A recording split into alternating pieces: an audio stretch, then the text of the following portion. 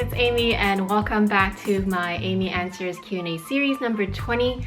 The first question is by Excellence in Spirit. She says, "Hi Amy, if you had to decide between the Chanel Walk and the Rectangular Mini, which one would you choose?" I would definitely go with the Rectangular Mini. That is something that is also on my radar and that I am on the lookout for one. There's actually 4 reasons why I don't quite think that the Walk is suitable for me. And the first reason is because I think the chain is too long. I feel like the chain is long enough for somebody who is at least like 5'10".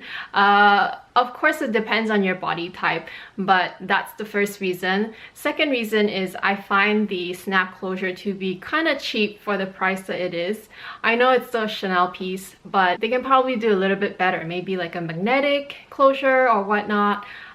Third of all, I find the space too limiting, and since I'm a vlogger and I have a huge phone, basically my camera and my phone will not fit in it together, and plus I most likely will at least need my keys with me and a lip balm, so all that will for sure not fit in the Walk. And lastly, it's not as much of a con, but for me personally, I don't like bags that have built-in credit card slots.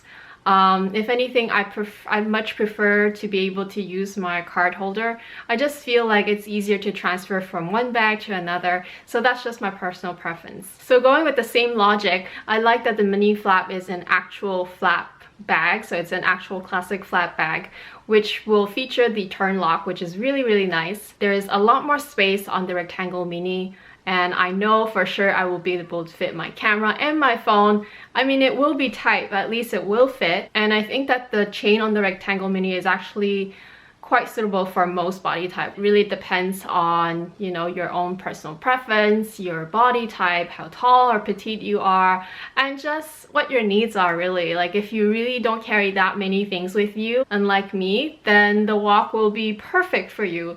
But I just know that for me personally, a Walk will never work. Next question by B Rod. Hi Amy. Lovely review. Question: I'm looking to purchase this bag, but I'm worried that the Petit Noe transfers color. I tend to use black clothing a lot and I'm worried that the color may transfer. Please help. And this person was referring to my Never Full MM review in the Monogram and VACHETTA. You will definitely need to be careful in terms of what you wear.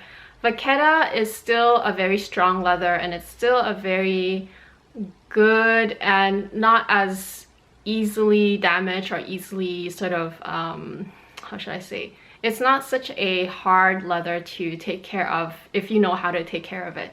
However, you still need to take the precautions, and I have to break it to you, if you do wear a lot of black clothing, you might just need to avoid wearing your bag, especially if you wear a lot of denim and they're brand new, and even like wool coats and such.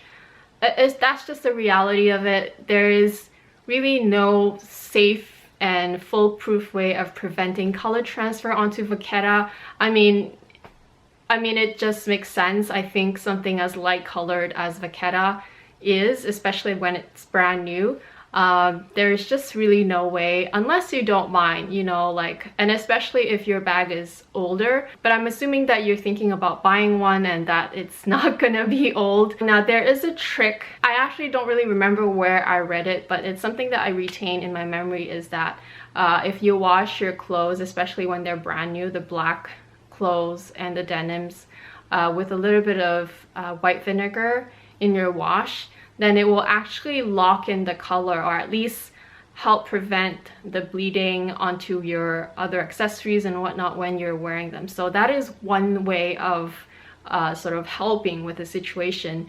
Again, I don't think that it will be 100% foolproof, because in the end it is still dark colors. The good news with the Never Full is that there's so little VACHETTA, to be honest. The main things to see is where your armpit and your arm are for the trim, and then also on your shoulder for the leather straps. So really, if you're at the minimum, if you're wearing a lighter color coat or top, then you should be able to avoid color transfers on the VACHETTA. Next question is by Bang Skadian. I'm a plus size, but thinking about getting a Twice for my next LV. The LV store nearest to me is 2 hours away, so I'm thinking of getting one pre-loved. Wouldn't it look too small on a plus size scale? Also, have you heard if they are discontinued? I might decide to buy mine in Macau if I can't find it pre-loved. Or should I just get the Speedy 30 in Empreinte leather? I haven't seen a Twice in real life. Size comparison, I'm just going to do it quickly for you. So here you go, that's the Twice and my Speedy 25. So the Speedy 30 will be a lot, well, 5 centimeters wider this way and then a little taller. So you can see. And the Twice is like super thin. Okay.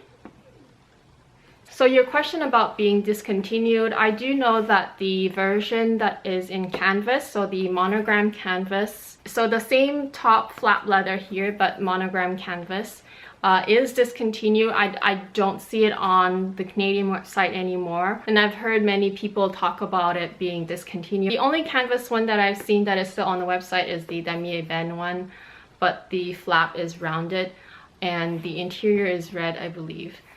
I'm not a fan, but and that's also because I really like my Empreinte one.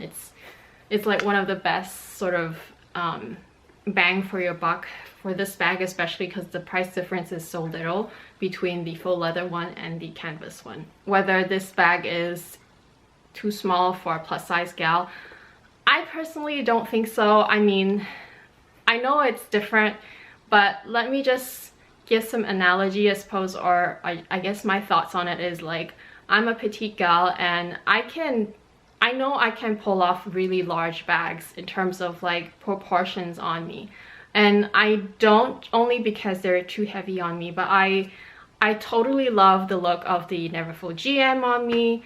I love the look of the Chanel Jumbo on me. They're all bigger bags and I love it. And of course, the smaller bag seems more proportionate on me. Conversely, I think on a plus size girl, there is no rule to say that you need to wear the Neverfull GM size or you need to wear the jumbo. Like, I don't think there is a rule. I think if you were to wear a mini or the Twice, it would just look, daintier, but they would just, give that different sort of styling, and it just all boils down to how comfortable you are. If you're just worried about what other people think, then I say don't be worried, because honestly, if that's what you love and that's what you want to do and this is the bag that you want and you're just scared of the size being not proportionate on you, don't be, girl. I would be more concerned if you wanted to do a crossbody and the strap is too short, but then you just work around it. You just wear it on the shoulder and it's really nice on the shoulder. I wear it on the shoulder like half of the time. The only time I wear it across the body is when I am like I need my hands to do something. So honestly, I think this bag is suitable for everybody, as long as you don't mind and as long as you don't let what others think affect you. Does that make sense? And to answer your last question about the Speedy 30 and Empreinte, I think that's a wonderful bag too, but it's a totally different look. I feel like between these two bags, this one is just a little bit dressier, more dainty, of course, whereas this one, it's still really classic. I mean, assume it's the Empreinte and the size 30. It's still really classic. The shape is iconic and Empreinte leather is super nice, so I really don't think you can go wrong with either one, but they will give you sort of a different look. And just as a side note, I have noticed a lot of people, or at least I have been noticing some people selling their Twice on the Facebook group that I mentioned in my past videos, Facebook LV or Chanel groups. And I don't know why, because I love the Twice so much. And of course, it's not a huge bag, but I feel like if you love downsizing, this is the perfect bag because it allows you to downsize, obviously, but it's actually a lot more roomy than you think. So the point is, I think if you love it and you like the look of it, I think just get it because it's such a great bag. Next question is by Lily C. Hi Amy, great video. I was just wondering how you detach the original strap from your Noe so that you can attach the monogram bandouliere strap. The strap on my Noe is not detachable. Thanks in advance. Kind of surprised that you're saying that yours isn't, and I'm actually just wondering if you could let me know down below which year is yours made in, and also like which exact model you're talking about. Mine is the Petit, which is PM basically. Petit is PM stands for Petit Modèle, so mine is in the Petit Noe, and this is the Nouveau Modèle, which stands for NM, stands for Nouveau Modèle. So it is the new model, small Noe, and mine is definitely detachable. And I don't know, maybe you just, I don't know, I think you should really take a look at your bag. But basically this one slides up and down, and it's just here to sort of secure this area. It's not super necessary. And of course this just secures the strap that goes through here, and it loops through like that. So if you can see, so the strap goes like here, it goes around the D-ring and then goes to the buckle here, and it's secured. So it's really simple. You just remove it from the buckle. There you go. And really it's almost there, because this piece there is just, it's just to hold here together. You don't really need it. And there you go, it's detached. Yeah, I'm really surprised that yours is not detachable, or maybe you just didn't realize that it's detachable. So let me know down below if this helped. And also, if it really isn't detachable, I really want to know which one that you got, because I don't know, maybe they changed something, or maybe yours is a limited edition. I'm not sure. I have 2 more questions, and I'm basically going to answer them together because they are basically the same questions. From N. Lee and Jennifer Moran. Hi Amy, could you give me some advice on selling a Chanel bag? I live in Vancouver and feel that I may have made a mistake in purchasing this Chanel drawstring bag. Any tips would be so appreciated. Thank you. And Jennifer Moran says, hi Amy, I always look forward to your videos. I find them so informative. I'm hoping that you may be able to help me. I'm looking to sell a Celea in Damier Ebene that I purchased pre-loved. I think I've used the bag maybe twice. I just find it's not something I reach for. Since I don't have Facebook or a YouTube channel that makes it a little easier to sell items, I'm having a hard time spreading the word that I'm wanting to sell it. Kijiji also does not work for me in the area that I'm from. Do you have any suggestions? Thank you so much. So I'm not going to do that for everyone, but since you both asked me in this video, and if you're watching and if you happen to want a Chanel drawstring bag or a Louis Vuitton Celea in Damier Ebene, then just comment down below, and hopefully Jennifer Moran or Ann Lee would have seen your comment and replied back to you, and then you guys can start chatting. I wrote down quite a bit of notes, and I'm gonna be very sort of to the point, I suppose, and very honest with you, is that the truth is selling is extremely difficult. It is. You know, it may seem like for us YouTubers who have a channel, it is a little bit easier. It is true, it is a little bit easier because we have the exposure. But in general, it's just really, really difficult to sell like almost anything, especially because you have to play with the price and I suppose the condition of your item. The better your condition, and of course you can ask for a little bit more. And the only exception to the rule is if the item that you're trying to sell is very limited edition and very good pristine condition, and the demand for this item is very high. So that is the only exception to the rule where selling is a lot easier. I'm just gonna sort of tell you each sort of way that I've used and that I still use to sell, and maybe that will, you know, be a little bit helpful, and also you can pick and choose which way you find that you can experiment with. So of course, way back when, I only used Craigslist or Kijiji. Like Jennifer mentioned, she uses Kijiji. Kijiji is just the Craigslist of Canada.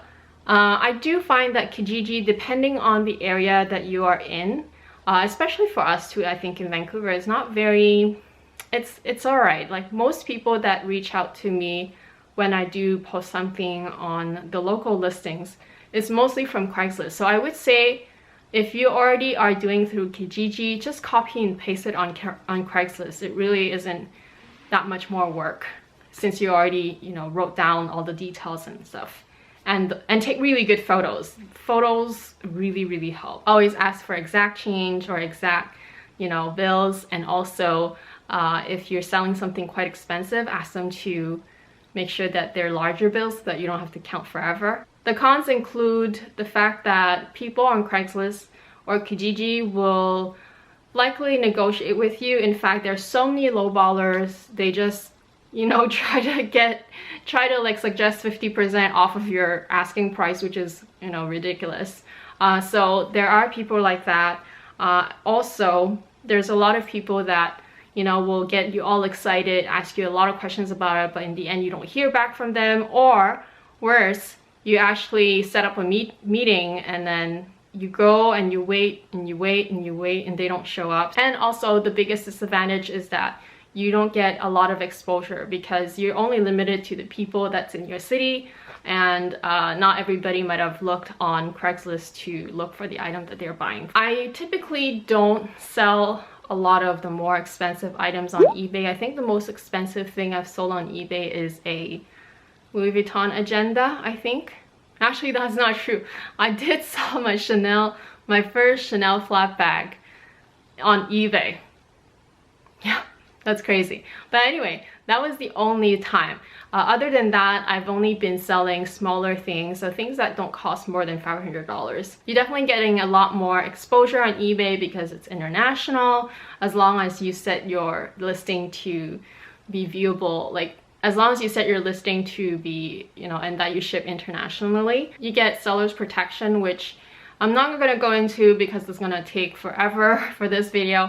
And also, I think each of you should, if you decide to sell on eBay, you should read it because you need to educate yourself as to like all the things that are important in becoming a seller on eBay. Of course, the cons include the fact that you have to ship the item, and shipping is slightly better on eBay, I think, especially because nowadays you can select which carrier you wanna, you know, send it with, and then you can just automatically set it to that carrier and the type of service that you will choose, so expedited or economy and whatnot. And the only thing is you need to know the weight and the dimensions of your box. So I guess that's the annoying thing. You have to sort of predetermine that prior to selling. And of course, there's lots of fees associated with selling on eBay. Currently on ebay.ca, you get charged 10% from your total listing price, including shipping. And most likely you will transact in PayPal, so PayPal also takes another 3 to 4% from your total asking price. Facebook groups, I find ever since I discovered it, that this is probably one of the best ways to buy and sell from. The main reason is because if you're in that group, then most likely you're all already have the same interest. There's a lot more exposure because everybody who's in the same group, they're all looking for the same thing, or are looking to sell or buy the same things, the same brands anyway, depending on how you set your profile. So you will still be able to see at least the minimum information from that person, and therefore I find people in general are just a lot more polite in the Facebook community group. So I definitely highly recommend that you guys really look into it.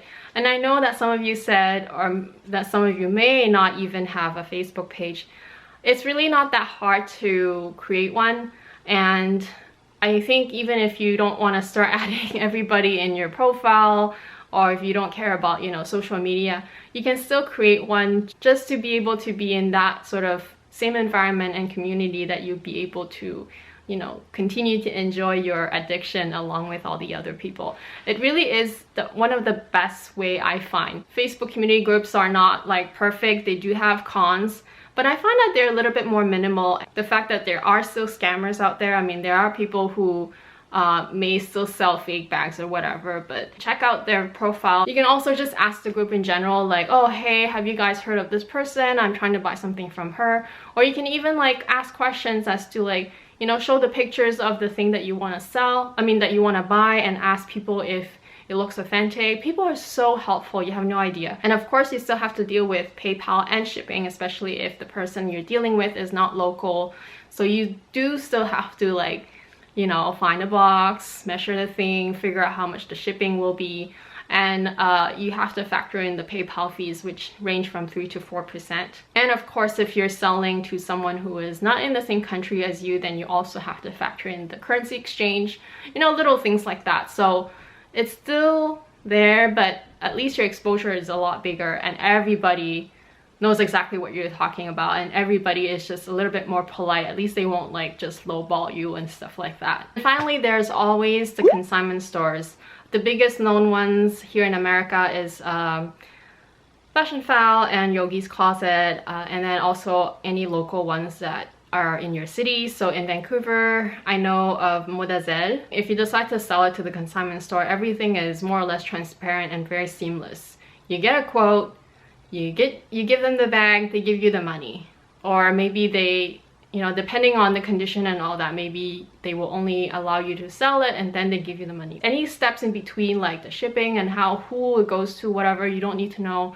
And you don't need to care. You just receive the final sort of amount that it's sold for, minus the consigning fee, which that is a bad part, because usually with consignment stores, you either get between 40 to 60% of the final value, which is a huge chunk loss of what you would normally be able to get if you try to sell it yourself, even if you have to lower the price. So that's the major con. I find that there's two sort of scenarios where a consignment store is very, very beneficial, is when your bag is very limited and high in demand, such as the boy bag that I was trying to sell. I was just gonna go and send it off to Fashionably if I didn't find any local buyers, but of course I did. And the other sort of scenario is if your bag is, you know, just really, really hard to sell because it's not quite high in demand, then you might as well just let it go. You know, you will incur a huge loss or a much bigger loss, but at least you will have freed up that from your, you know, closet, and then you can just move on from it. With Instagram and if you have a YouTube channel, it basically shares all of the same sort of pros and cons as the Facebook community groups, except the additional advantage is that people get to know you, and you know, you sort of establish a level of trust with the YouTuber that you see online. So I guess that's a pretty good sort of advantage, I suppose, if you decide to create a channel. But I'm just gonna tell you, it's not easy. And if you just want to create a channel just for selling, it's still not gonna work out very well, because in order to create that level of trust, you would need to have had your channel for quite a while. And other than that, of course, you guys all know there are a lot of haters out there. There are people who just hate because you're selling something. There are people who just hate because they don't like how your face looks like, and things like that. So hopefully that was helpful in, I guess, sort of giving you ideas on where you can sort of work on. I know that some people are not into social media and they want like as minimal exposure or as minimal sort of interaction with social media as much as possible, which I totally understand, because it's like overrated at this point. However, I strongly suggest that you look into at least another option, I suppose, especially if you think that down the road you're gonna want to sell more than one item. If you're just trying to sell one item and that's forever, you're not gonna sell anything else, then yeah, you can go with the consignment route, or you know, just try harder, maybe consider eBay or whatnot. But if not, I highly suggest that you join maybe one of those Facebook community groups. And of course, I'm not sponsored. I just find that ever since I found out, I really, really like it. And I think that even just reading through the posts is just helpful, and you learn things that you might not even know yourself. Same with me, like I have this channel and I answer questions and whatnot, but like I also learn a lot from you guys. So it's just a huge community. You help each other out, And yeah, there are these one-off like naysayers, but you just have to disregard them. Yes, it will take a little bit of effort and sort of time to, you know, look into it and to learn about it, but I think it will be worth it, especially if down the road you will you know, probably buy and sell from each other more, and just at least have more options. You don't have to always buy retail. Let me know down below if you have any more questions for next week. These were excellent questions, by the way, and I have a great time answering them. That's it for today. Thank you so much for watching. I'm Amy, and I will talk to you again very soon. Bye. I actually haven't even worn these ones yet, but I just love these sandals, and they are pretty comfortable when I try them, and I'll explain